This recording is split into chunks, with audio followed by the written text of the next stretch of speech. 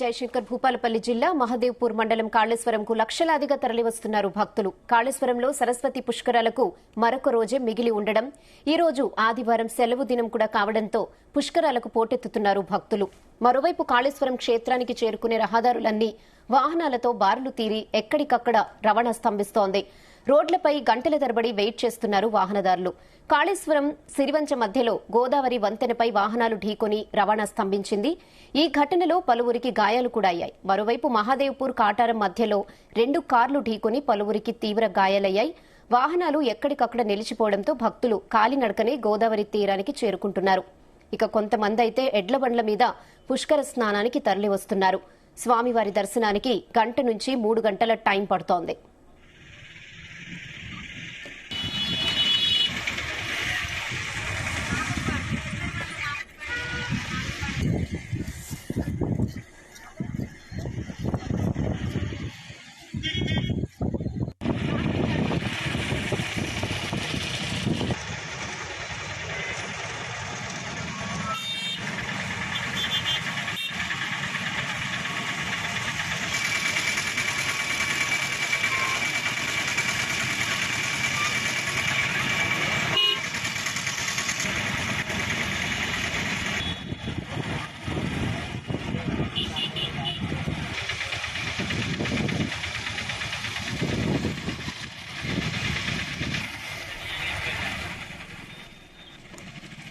జయశంకర్ భూపాలపల్లి జిల్లా మహదేవ్పూర్ మండలం కాళేశ్వరంకు లక్షలాదిగా తరలివస్తున్నారు భక్తులు. కాళేశ్వరంలో సరస్వతి పుష్కరాలకు మరొక రోజు మిగిలి ఉండడం, ఆదివారం సెలవు కూడా కావడంతో పుష్కరాలకు పోటెత్తుతున్నారు భక్తులు.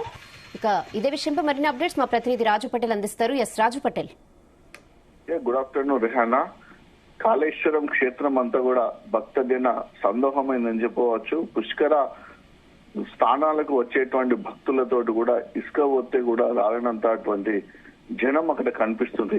కాళేశ్వరం వద్ద ఉన్నటువంటి త్రివేణి సంగమం, ప్రాణహిత గోదావరి నదుల కలయికతో ఏర్పడినటువంటి త్రివేణి సంగమంలో అంతర్వాహినిగా సరస్వతి నది ప్రవహిస్తుంది. సరస్వతి నది పుష్కరాలు కూడా చాలా బ్రహ్మాండంగా జరుగుతున్నాయని చెప్పవచ్చు. ఈ రోజు 11వ రోజు, రేపు 12 రోజులు.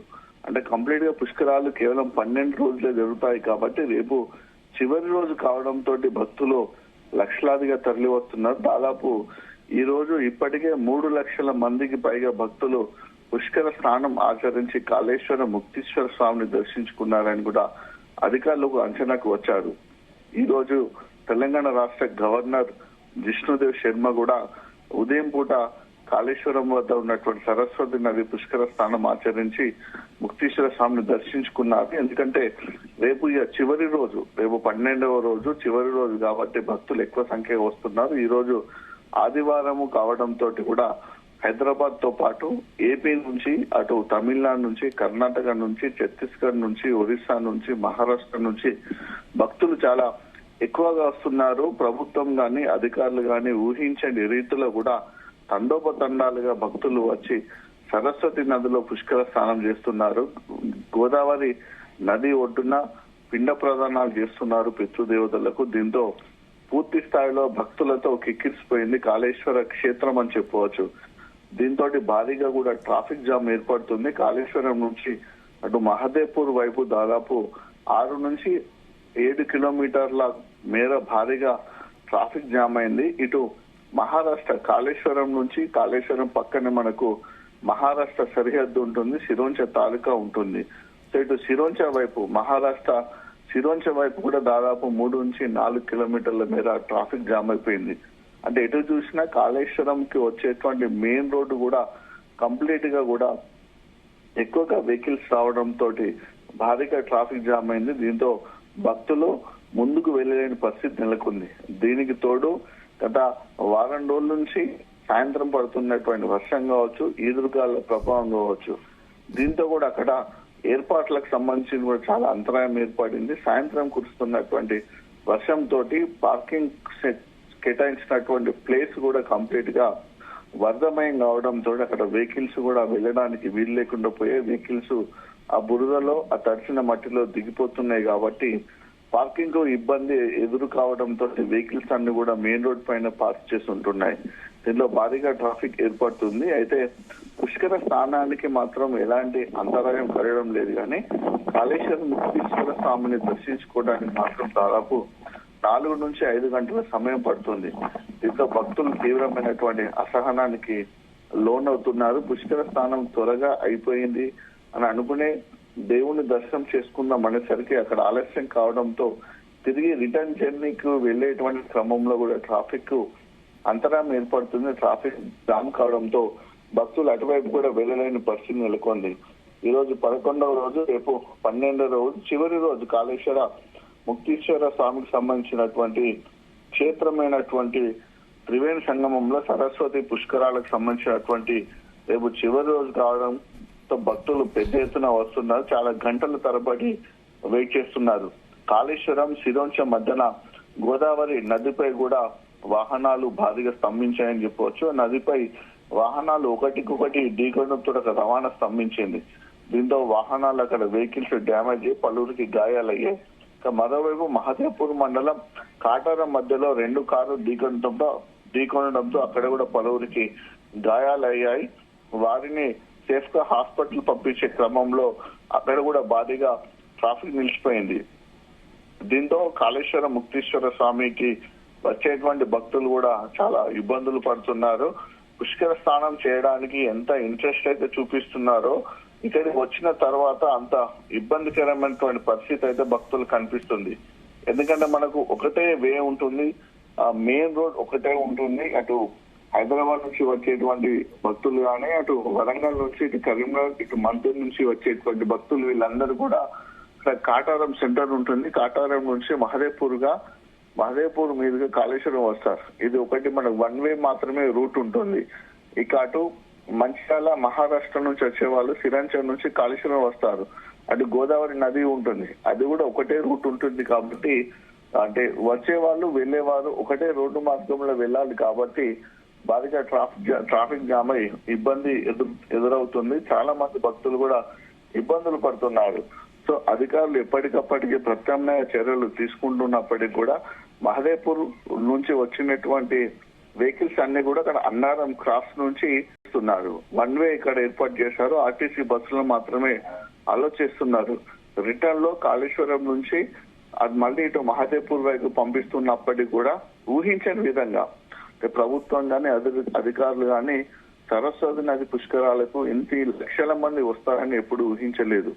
మొదటి రోజు కేవలం 80,000 మంది వచ్చారు. 2వ రోజు 1,00,000 మంది పైగా వచ్చారు. 3వ రోజు 1,50,000 మంది, 4వ రోజు 2 లక్షల మంది. ఇలా ఇప్పటి వరకు అంటే నిన్నటి వరకు 1,50,000 నుంచి 2 లక్షల మంది వరకే రోజు వస్తున్నారు. ఆ పబ్లిక్ సరిపడేటువంటి ఫెసిలిటీస్ అక్కడ ఉన్నాయి. కానీ ఈ రోజు ఊహించని విధంగా దాదాపు ఇప్పటికే 3 లక్షలకు పైగా భక్తులు రావడంతో అక్కడ ప్లేస్ సరిపోవడం లేదు. సరిపోయిన ప్లేస్ నుంచి కూడా భక్తులు ముందుకు వెళ్ళడానికి, తిరిగి వెనక్కి వెళ్ళడానికి కూడా ఇబ్బందికరమైన పరిస్థితి ఉంటుంది. దీంతో దాదాపు భారీగా ట్రాఫిక్ జామ్ ఎదురవుతుంది. పుష్కర స్నానం అటు గోదావరి, ఇటు సరస్వతి, ఇటు ప్రాణహిత నదుల సంగమమైనటువంటి త్రివేణి సంగమంలో కూడా పుష్కర స్నానం చేస్తున్నారు. నది ఒడ్డున పిండ ప్రదానం చేస్తున్నారు. కాళేశ్వర ముక్తీశ్వర స్వామి దర్శనానికి వెళ్తున్నారు. సో మొత్తానికి తెలంగాణలో ప్రభుత్వము మొదటిసారి, గతంలో చాలా సార్లు పుష్కరాలు జరిగినాయి. ప్రతి 12 సంవత్సరాలకు ఒకసారి సరస్వతి నది పుష్కరాలు వస్తాయి.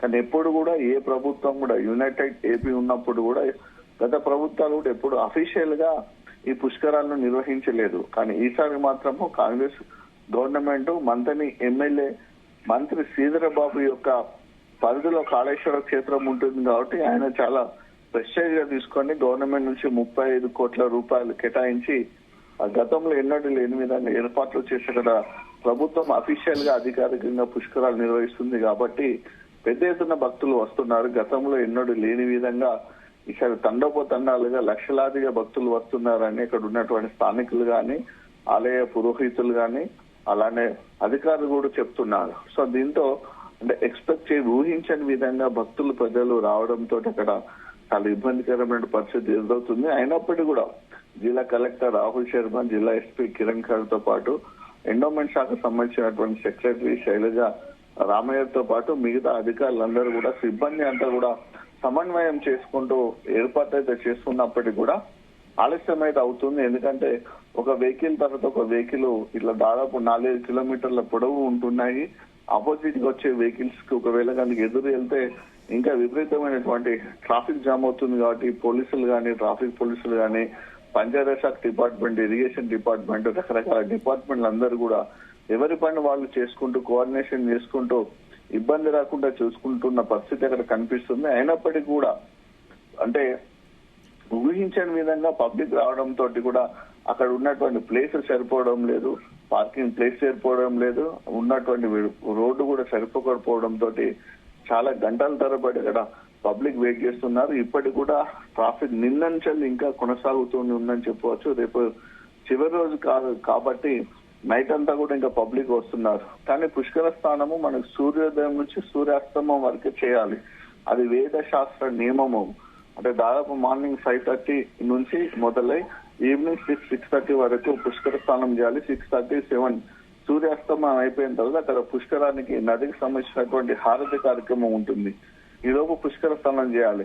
కానీ అప్పటికే లక్షలాది మంది భక్తులు వస్తున్నారు కాబట్టి అక్కడ వాళ్ళు పడుకోవడానికి కానీ, ఉండడానికి కానీ, భోజన వసతి కానీ, వాటర్ ఫెసిలిటీ కానీ చాలా ఇబ్బందులు ఎదుర్కొంటున్నారు. కార్లలోనే, వెహికల్లోనే, బస్సుల్లోనే, ప్రైవేట్ వెహికల్లోనే మైదాన ప్రాంతం ఉంటే, ఓపెన్ ప్లేస్ ఉంటే అక్కడ పర్దాలు కానీ, చెద్దరు కానీ వేసుకొని అక్కడనే నిద్రించి స్నానాలు చేస్తున్నటువంటి పరిస్థితి కాళేశ్వరంలో మనకు కనిపిస్తుంది. సో దాదాపు ఈ రోజు నైట్ అంతా కూడా లక్షలాదిగా భక్తులు కాళేశ్వర క్షేత్రంలోనే ఉండి రేపు ఉదయం నుంచి కూడా పుష్కర స్నానం చేసే అవకాశం ఉంది. రేపు ఇంకా మరింత భక్తుల సంఖ్య ఎక్కువ పెరిగే అవకాశం ఉంది. Okay Raju Bhat, thanks for the updates.